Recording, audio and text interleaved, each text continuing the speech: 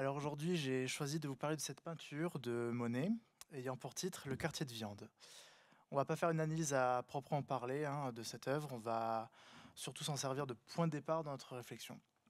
Vous verrez qu'on va vite revenir à notre sujet d'aujourd'hui.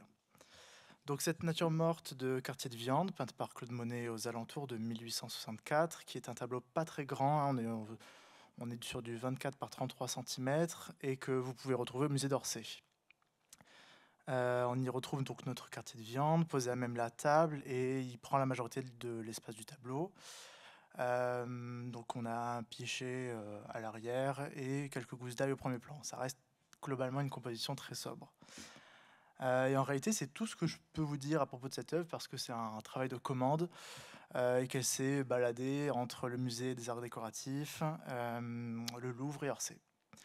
Et en fait, si je vous propose cette image aujourd'hui, c'est parce que bien que je doute que ce soit la préoccupation de l'époque, elle nous montre une nature morte, littéralement. Et son titre lui-même, j'ai pas été tout à fait honnête avec vous, c'est Nature morte, le quartier de viande. C'est ce terme de nature morte, cette image de nature morte qui m'intéresse dans ce tableau. Et j'aimerais commencer en reprenant les mots de Jean-Denis Vigne, qui était un archéologue et naturaliste et directeur de recherche émérite au CNRS. Manger de la viande, c'est incorporer dans son corps.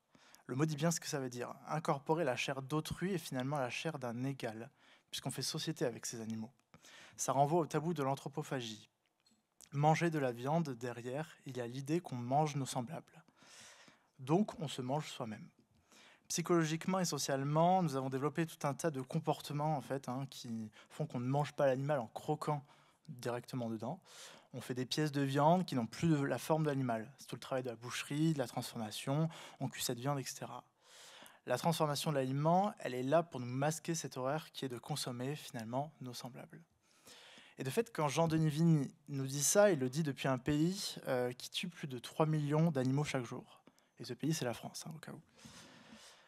On pourrait se dire que c'est nécessaire, on pourrait uniquement y voir un déplacement de puissance, mais l'ingestion de cette nature morte, de cet autrui, se fait dans des proportions telles que le déplacement de puissance ne résout rien. Ce n'est peut-être pas qu'une question d'apport d'énergie.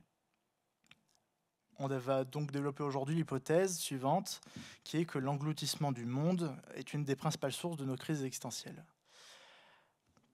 Je vais reprendre ta phrase, Fabien, donc de Paul Valéry, qui nous dit, je vais la rallonger, rien de plus original, rien de plus soi que de se nourrir des autres. Mais il faut les digérer. Le lion est fait de moutons assimilés. Et en effet, il faut les digérer. C'est ça qui va nous intéresser. Assimiler, c'est une propriété caractéristique de tous les êtres vivants et qui consiste à introduire dans l'organisme des molécules différentes de celles qui le constituent et à les transformer de façon à les rendre identiques à ces dernières. C'est pas moi qui le dis, c'est de Larousse. Et là commence notre principal problème à nous, humains, c'est qu'à la différence des autres animaux, nous avons conscience pendant cette assimilation. Nous avons conscience de quoi?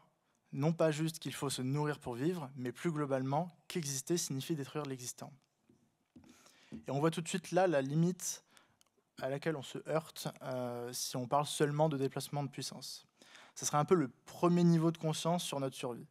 Mais dès qu'on passe un petit cran au-dessus, dès qu'on quitte ce simple constat que l'aliment n'est fait que de mondes transformés, on en revient à ce que disait Jean-Denis Vigne sur les morceaux de viande, la préparation en cuisine, même on pourrait l'étendre en fait jusqu'à l'utilisation de couverts, d'assiettes, etc.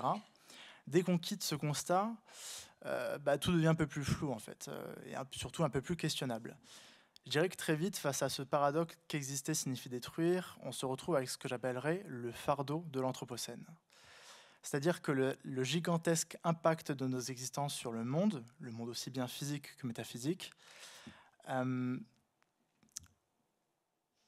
dépasse en fait notre espace individuel de responsabilité.